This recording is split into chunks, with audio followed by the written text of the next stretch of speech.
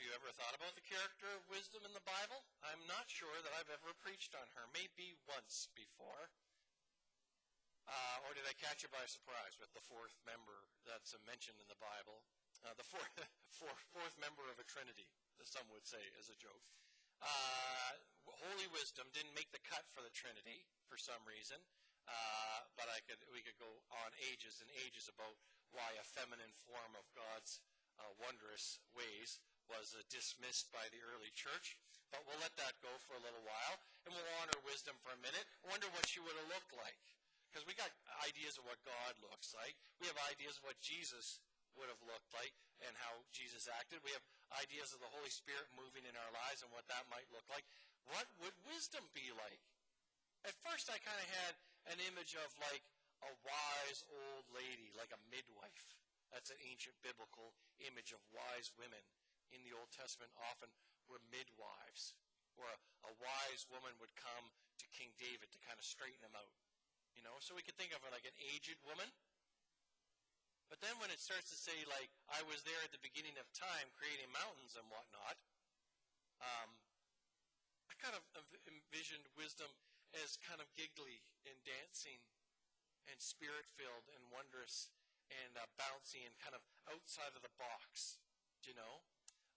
This joyous woman who can't be controlled because creation is hard to control, right? So there's this great feminine image of wisdom as the action of creation. That God needed wisdom, used wisdom, and wisdom danced and sang and joyfully brought creation out like a tapestry. I just think this is a gorgeous image that we've shoved deep down away from us and only in the book of Proverbs, which we don't read very much in church. I just encourage you to use your imagination today. Maybe get a toilet paper roll and look up close at some of God's creation, and that might give you an idea of what wisdom might look like. Are any of you going to try that? Like, I noticed Nicholas was a little nervous about is this a good toilet paper roll or not? Like, how close to his face should he get it? It was a good one. It was a good one. But you could look up close at a flower today, like we spoke about this last week, about being mindful of God's creation, and you could study the actions of some birds or how the wind is just hitting a tree a certain way. That might open you up to new images of what this hidden character of wisdom might look like. And I do encourage you to think later about why it is we've ignored this character. There's feminine images for God all throughout the Middle East. All throughout Middle Eastern religious traditions forever, except Christianity, where we kind of got rid of them, except for the Virgin Mary, which some would say is a replacement for wisdom in the Old Testament, that Mary kind of took that place. But boy, did we ever put her in a box. So she didn't really have that kind of singy, dancy, wondrous, creative energy like wisdom. So I think it's a good image for us. This week, last week, next week, we're studying wisdom literature, the book of Proverbs, the book of Job, which we're not going to get to, but we have in the past, and the book of Ecclesiastes. You know, for everything there's a season, turn, you know that. Ecclesiastes, we're going to read that next week, I think. Those are called wisdom books of the Bible. And wisdom literature was a great tradition, and it stood against the priestly tradition of the Old Testament, which was, there's how to get in with God, how to please God when God's upset, what to do, this kind of sacrificial theology, all this kind of stuff. And sort of set against that is this wisdom tradition of Proverbs, which said, here's what God looks like because we've been observing. So wisdom literature is based on observation, keen. It's actually the closest thing to scientific thinking that there is in the Old Testament, in the Bible altogether. You can imagine at the beginning of Proverbs it says, the old men say, listen, we've been watching. We've been watching this creation. We've been watching God's wonders, and here's what life looks like. And they set it down in Proverbs in teachings for how to live in right relationship with each other and with God. Do this, do this. I got to remind you, years ago I had a kid in Alberta, and I sent them off for a confirmation class. I sent them off to just open up the Bible a few times during the week, bring back the favorite thing that they read. And this one kid comes back, he says, I found a great one, a real snapper in Proverbs. I don't know what number it was. I said, oh, what it was? And he says, better to sleep on the roof than to live in a house with a nagging wife. It's right there in the middle of Proverbs somewhere. Better to sleep on the roof than to live in a house. And the kid was 12. We had a great laugh. He said, honestly, I flipped it open, and that's what I found on the page. So there's these great teachings in Proverbs about how to get along, how to make it through life. It is certainly the teachings of a wise person taking young people aside, either a king to the king's successor, a male teacher in the Hebrew sense to the young men who came to synagogue for teaching, or a father to his children, passing on these teachings. But in the middle, in chapter 8, we get this great image of wisdom. It's not a teaching about what to do, how to live life. But right in the middle is kind of like a message from our sponsor, where there's just by the way, kids, if you want to know where this all comes from, it comes from this wonderful creative energy that we call wisdom, or Sophia in the New Testament times. Listen to Sophia, listen to wisdom, because she was there from the beginning, and that's how we are able to tell you what we're teaching you now. Then there's the book of Job that says, oh, by the way, you can't sew it all up nice and neat like Proverbs. It's not all captured. It's not a box. Wisdom isn't something that's just do this, and you're wisdom. You're wise. In fact, all the bets are off, Job says. And God is mysterious and elusive, and we can't kind of pin God down, even though Proverbs tried very hard. Thank you very much. And then Ecclesiastes comes along and says, actually, it's pretty useless to try and pin anything down at all, because God is great mystery, and we are nothing. That's all of the wisdom tradition right there in a nutshell. Now you know. Now you can tell your friends at lunch today. Then you can go back to Morden, Manitoba, and tell them. The wisdom in a nutshell are these things. Observation of patterns, the way that life goes, the way that creation, the things we can discern from watching creation. That this and that's the ins and outs of God's ways. We can discern some of it and then teach our children and teach each other about relationship based on that. But then there's also the affirmation of deep mystery, that God's ways do elude us often and cannot be pinned down, and that we don't really know. In this way, our scriptures come very close to the scriptures of every other religion in the world. The Upanishads from Hinduism, there's a great line, those who know don't know. Those who know don't know. If you meet a man who says he knows, he doesn't know. That's the beginning of wisdom, the Upanishads would say. And here it is right in our own wisdom tradition too. We don't really know. We think we know. But we don't. That doesn't mean we're stupid. It just means no matter how hard we try, we can never quite figure out God's ways. And that's good. That's a good thing. I wanted just to take a moment there to say there is a great tradition in some Christian families to say, oh, well, God's ways are mysterious. Have you heard that before? Well, God's ways are mysterious. That's lazy, if you ask me. That's lazy thinking, and it's often been used to excuse far too many tragedies that hit us. Well, God's ways are mysterious, so sorry. So wisdom sits in the middle somewhere there. There's God's ways that are deeply mysterious, the big ways, but then that shouldn't mean we should give up trying to figure them out or engage. And that's the other part of wisdom literature in Proverbs and Ecclesiastes and Job. His friends come to him. They have this big conversation. It's to wrestle. It's to continue to use the old noodle, to wrestle about God's ways, to be in dialogue about God's ways, to wonder about God's ways out loud with each other, while knowing we're not going to get there fully. But that doesn't mean we shouldn't try. And our wisdom tradition in the Old Testament is filled with it, and our Jesus tradition is filled with that as well, in case you don't think they're connected. Jesus' parables are actually some of these ancient proverbs told in a story form. They're just the proverbs extended into story form. But even Jesus was open to dialogue and debate. The Pharisees come up to him to try and trap him about marriage and about adultery and about divorce and about resurrection. And Jesus doesn't get mad at them. He engages the conversation. And the woman who comes to his feet, the Samaritan woman comes to his feet and says, could some of the scraps from the children's table come to us? Could some of God's blessing comes to us? And Jesus says, no. And then she says, well, come on, even the children, even the dogs get to eat the scraps that the children drop. So even if the children of Israel get some of the blessings, could we get what's left over? And Jesus says, you've convinced me.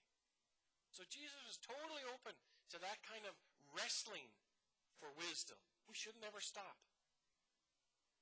And his teachings actually were more open-ended at times than we think. There's the story of Mary and Martha, where Mary gets risen up, and Jesus says it's great that Mary sat quietly and listened to my teachings. Martha, you've been too busy. You should have just come sat like your sister. But the teaching just before that was Jesus saying, get busy and work for God's ways. So, there's all this wrestling in our tradition that we've forgotten about. If just we could remember wisdom dancing and singing and giggling and laughing at our certitude.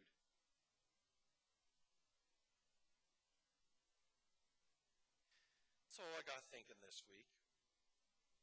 I know you're thinking, oh good, it was a week where Dave thought. That's good.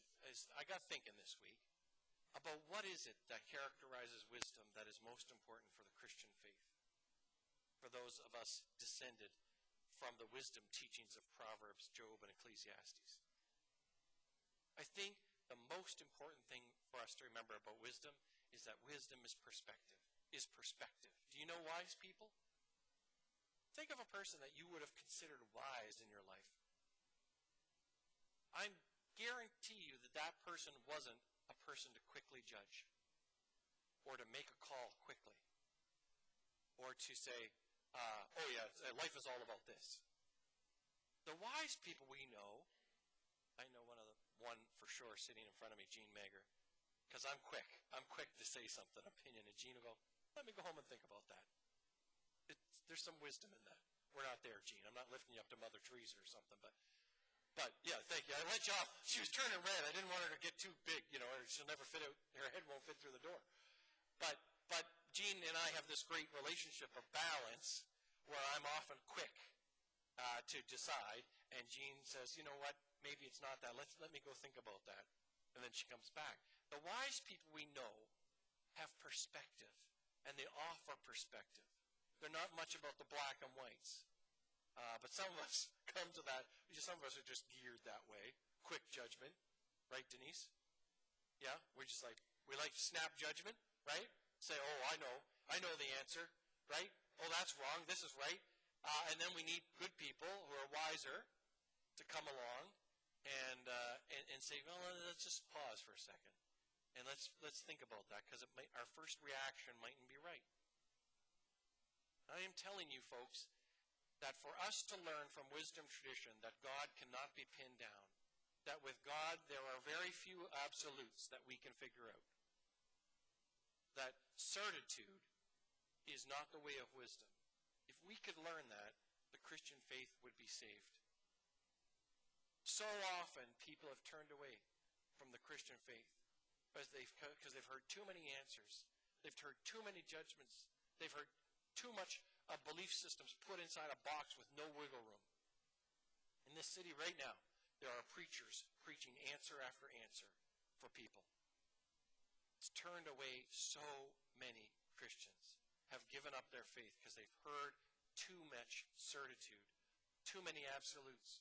And wisdom tradition is placed right in the middle of the Old Testament to shake it all up. After all of Moses' laws and listening to the people write Deuteronomy and Leviticus and all their laws, and then comes along Proverbs, Job, and Ecclesiastes, all bets are off. We can make up some laws, and we can think that there's certitude, and we can talk about absolutes, but it doesn't really get us very far. We got to loosen up, because this God of ours cannot be pinned down. just when what is it they say? You want to make God laugh? Tell him your plans. Right? God is constantly giggling at us with the voice of wisdom, calling to us in the streets, laughing at our plans, and saying, lighten up. Christians, loosen up. The Jewish faith had a lot of room, and then we got Rome involved, and the Christians became very certain. We got to let it go. It'll save us. It'll save our faith, and it'll bring us closer to other faiths so that we can be in dialogue, and it'll bring us together closer to other human beings so that we can be in dialogue and actually serve better. Here's what I thought. We got to move from reaction to response. Have you ever had a counselor or somebody wise tell you, if you just stop being so reactive, what's the opposite of reaction? Response. It's not the opposite. It's the complement of reaction. It's reaction when it's grown up and gotten mature. So some of us want to go react, and wise people are like, let's just take a moment, and then we'll figure out the right response. I call that from gut to grace. That's my slogan last night came to me. From gut reaction to grace. From reaction to response. The Christian church is all about reaction. We're crazy. We're frantic. We're fast-paced and we're judgy. Because we think that Jesus told us exactly this, and this. If you actually read Jesus like in more than one clip at a time, it doesn't come across that way. Jesus was a ponderer and a wanderer. Jesus was a sage and a thinker, and he prayed, and he meditated, and he engaged in community in ways that allowed him to learn right in front of our own scriptural eyes. Jesus grew as a human being in wisdom. And so should we as a church. We should listen and read it right at the beginning. Does not wisdom call to us in the streets? What would that call sound like?